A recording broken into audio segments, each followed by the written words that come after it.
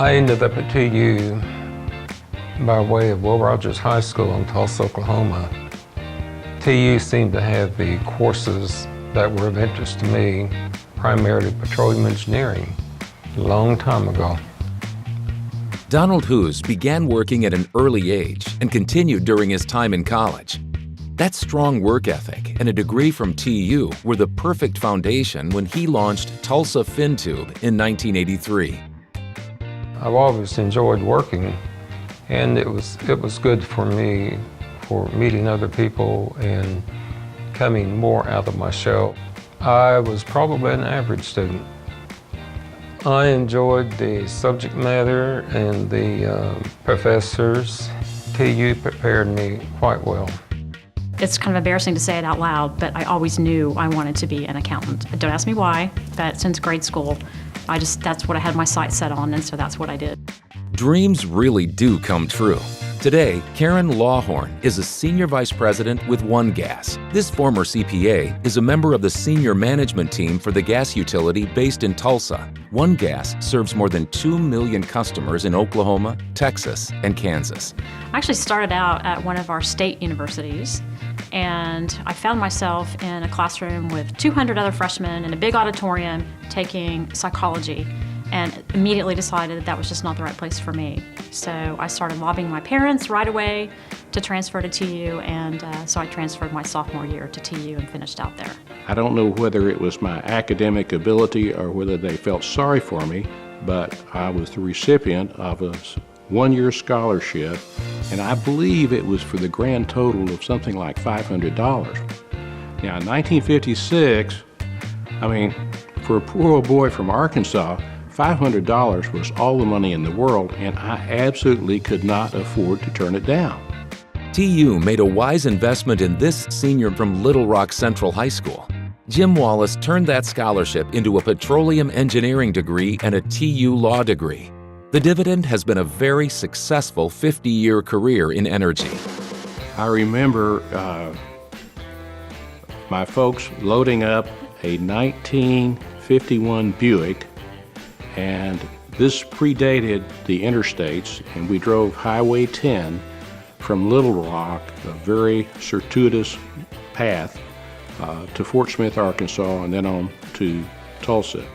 And it was August, the last week of August in 1956, and typically brutal heat, and get to John Mabee Hall, which was where I was to reside. At that time, most of the students went home in the evening.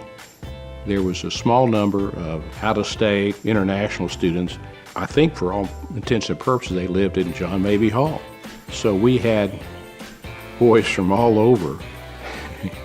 It was like a meeting of the United Nations.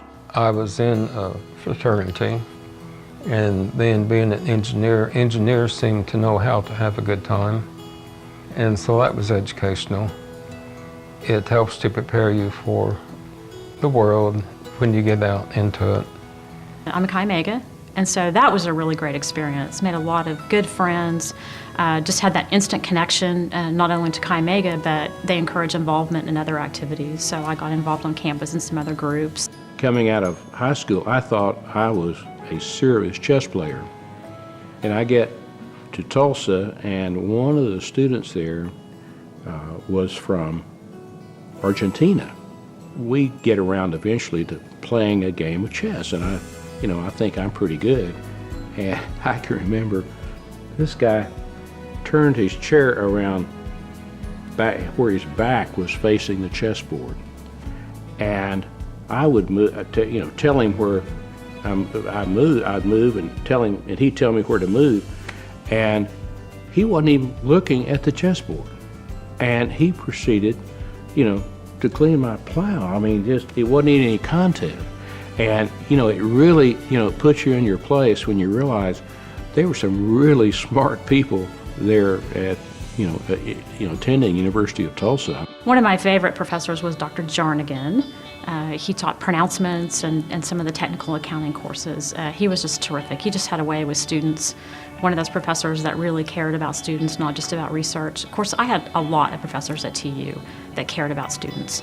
In chemistry, you had Dr. Kaufman, who taught physical chemistry, and at the time, that was the major hurdle to graduation, was passing PChem.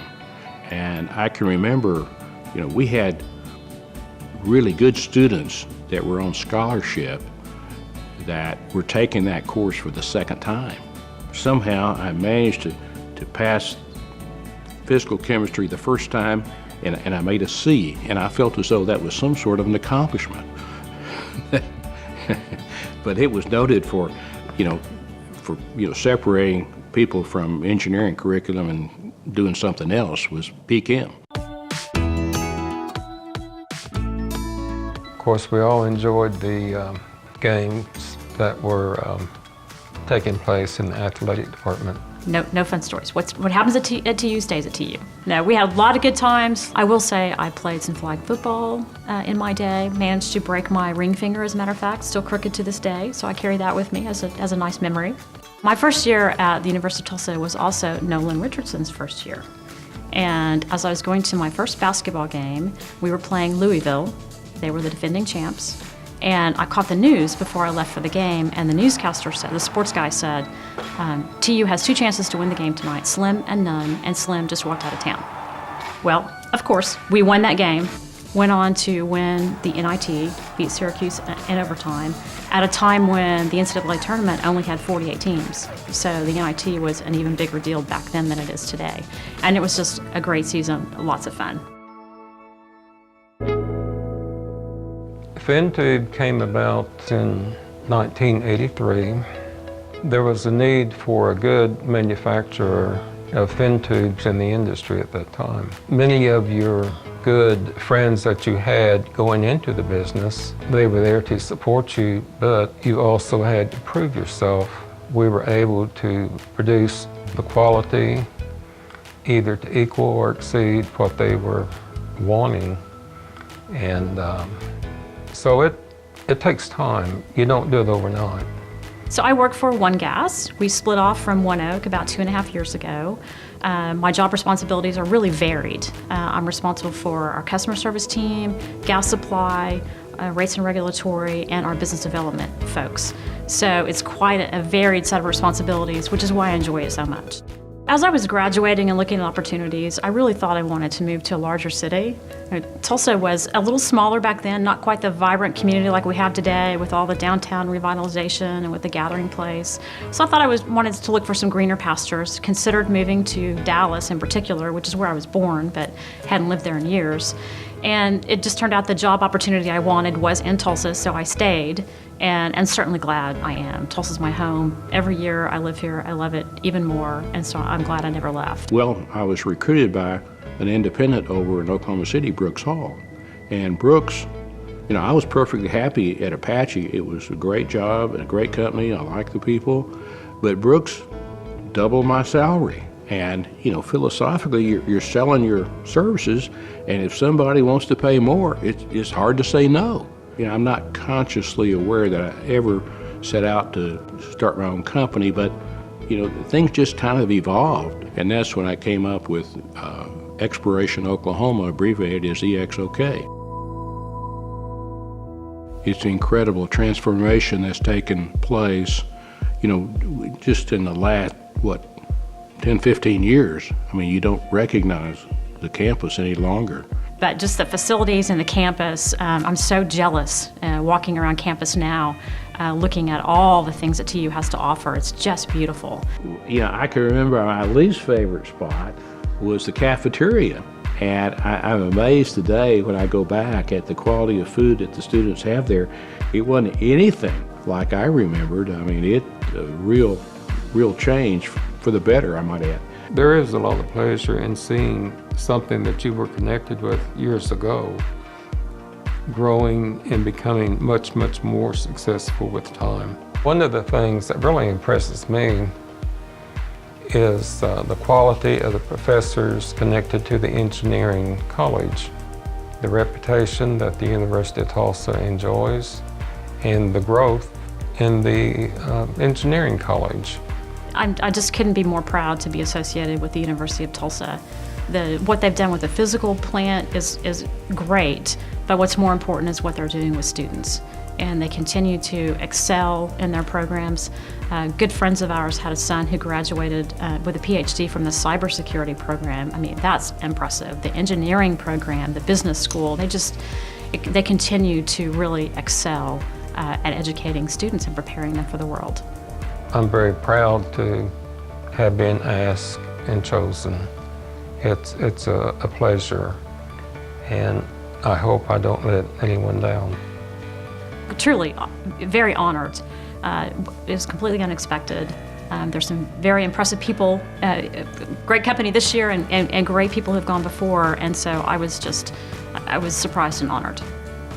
There's got to be some people out there that are more qualified for this distinction than I, and so that was kind of my first reaction, was that shock and surprise, and that. But anyhow, I'm delighted. I mean, it's quite an honor to be selected, and I will forever be indebted to University of Tulsa that whatever success I have enjoyed in this world.